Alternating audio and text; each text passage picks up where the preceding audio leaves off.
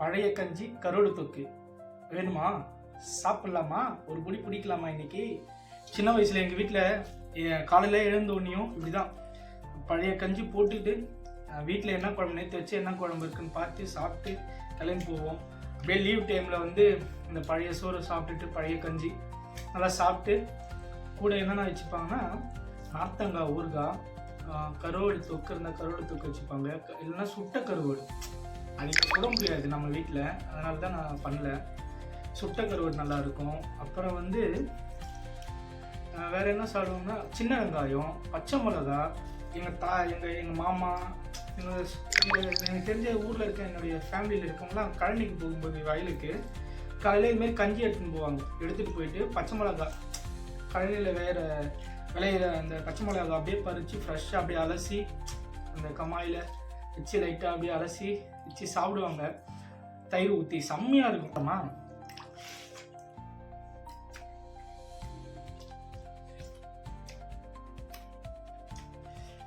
செம்ம டேஸ்ட்டுங்க. நீங்களும் பழைய கஞ்சி ப்ரெஸ்டீஜ்லாம் பார்க்காதீங்க. பழைய கஞ்சி உடம்புக்கு நல்லது. டாக்டர் பால் கிட்ட வேணால் கேட்டு பாருங்க. டாக்டர் பால் நல்லா சொல்லுவார் பழைய கஞ்சி எவ்வளோ நல்லா இருக்குன்னு.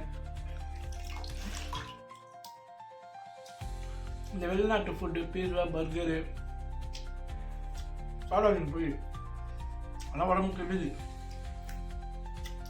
கண்ட நேரத்தில் கண்ணில் சாப்பிடக்கூடாது.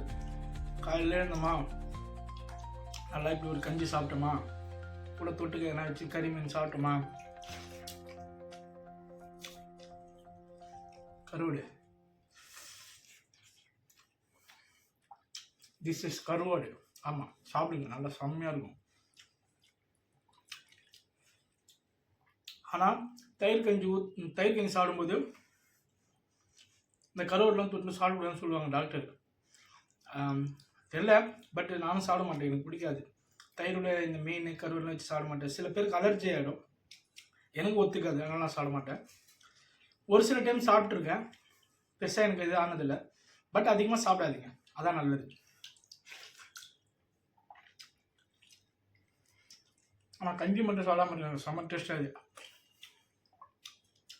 அப்படி இப்படி எடுத்துட்டு அந்த தொக்கை லைட்டாக எடுத்துட்டு அப்படி வச்சு செம்மையாகுதுங்க. காலையில் ஆஃபீஸ் போகிறீங்களா, இல்லைன்னா வேறு எதனா வேலைக்கு போகிறீங்களா, ஸ்கூல் போகிறீங்களா, பசங்களுக்கு இது கொடுத்தா நமக்கு தப்பே கிடையாது. சாப்பிட வைங்க. பிரேக்ஃபாஸ்ட்டுன்னு சொல்லிட்டு அதை கலந்து தரேன், இதை கலந்து தரேன், ஹெல்த்தி ஃபுட்டு, ஹெல்த்தி ட்ரெஸ்ஸு, எதுனா தரீங்க. எல்லாம் தராதிங்க, இதை சாப்பிடுங்க, செம்மையாக இருக்கும்.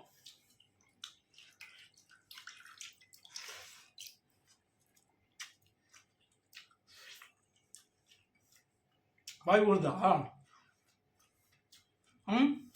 வாய் ஊறுதா?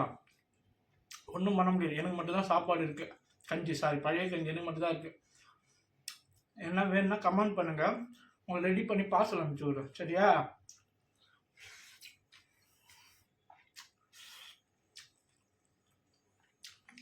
சரி, அப்படியே வீடியோலாம் பார்த்துனே இருக்கீங்க. எத்தனை பேர் பார்க்குறீங்க? சப்ஸ்கிரைப் பண்ணிட்டு போனால் என்ன ஆக போகுது? பாவம், நானும் இப்போ தான் ஸ்டார்ட் பண்ணிக்கிறேன் சேனலு. மனசு கொஞ்சம் சந்தோஷமாகும்ல. ரொம்ப சின்ன சேனல் தான். நல்ல விஷயங்கள் மட்டும்தான் பேசுவேன், நல்லது மட்டும்தான் சொல்லி தருவேன். எனக்கு சொல்லி கொடுத்தவங்க எனக்கு நல்லது மட்டும்தான் சொல்லி கொடுத்தாங்க. அதனால்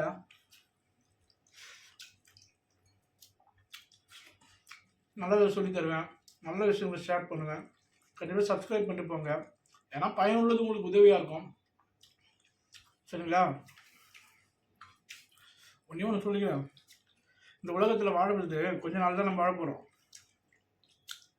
கசப்பு, வெறுப்பு, சண்டை அதெல்லாம் தேவையில்லை. இன்னைக்கு இருக்கவங்க நாளைக்கு இல்லை. அதனால் மக்களே, நல்லா சாப்பிடுங்க, நல்லா சம்பாதிங்க, குடும்பத்தோடு சந்தோஷமாக இருங்க, கடவுளை தேடுங்க. ஏன்னா நம்ம மறிச்சதுக்கப்புறம் எங்கே போகணும்னு யாருக்குமே ஒரு கேரண்டி கிடையாது.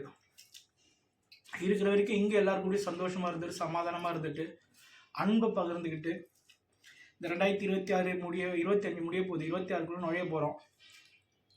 கடவுள் நம்ம மேலே வச்சு ஒரு நோக்கம் ஒன்று இருக்குது, கடவுள் நம்ம மேலே வச்சு ஒரு திட்டம் ஒன்று இருக்குது. இந்த வருஷம் நடக்கலையா, 2026 நடக்க கண்டிப்பாக. விசுவாசத்தோடு உட்காந்து இருங்க. யார் எது சொன்னால் கண்டுக்காதீங்க, டிமோட்டிவ் பண்ணால் கேட்காதீங்க. உங்களுக்கு கீழ்த்தரமாக பேசுகிறாங்களா கண்டுக்காதீங்க. உங்களை மட்டம் தட்டி பட்டுறாங்களா பின்னாடி பேசுகிறாங்களா எதை பற்றியும் கவலைப்படாதீங்க. 2026 கடவுள் நம்ம மேலே ஒரு நோக்கம் வச்சுருக்காரு, அதில் அதை கண்டிப்பாக செய்வார். விசுவாசத்தோடு உட்காந்துருக்கு. பைபிள் அழகான ஒரு வார்த்தை இருக்குது, என்ன இருக்குன்னா, கடுகளவு விசுவாசம் இருந்தால் ஒரு மலையை பார்த்து பெயர்ந்து போன்னு சொன்னால் அந்த மலை பெயர்ந்து போகணும்னு இயேசு சொல்கிறார். ஆள மக்களே, இந்த 2026 புது வருஷத்துக்கு போகிறதுக்கு முன்னாடி நான் சொல்கிறேன், எல்லாம் பழசும் ஒழிஞ்சு போவோம், கவலைப்படாதீங்க. புதுசுக்குள்ளே போவோம். ஆனால் பழைய கஞ்சி எப்பவுமே ஒழிஞ்சு போகாதுங்க. புதிய வாழ்க்கை, புதிய தொடக்கம் 2026 நம்ம கண்டிப்பாக அனுபவிப்போம். அதனால் விசுவாசத்தோடு இருங்க. கர்த்தர் உங்களையும் என்னையும் ஆசீர்வதிப்பார்.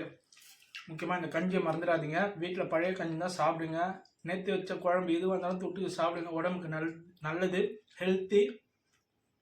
மறக்காமல் சப்ஸ்கிரைப் பட்டன் அழுத்திட்டு பெல் பட்டன் அழுத்திட்டு கமெண்ட் பண்ணிவிட்டு ஒரு லைக் பண்ணிவிட்டு போங்க. என் மனசு சந்தோஷமாக இருக்கும், நீங்களும் சந்தோஷமாக இருங்க. தேங்க்யூ ஃப்ரெண்ட்ஸ், பாய்.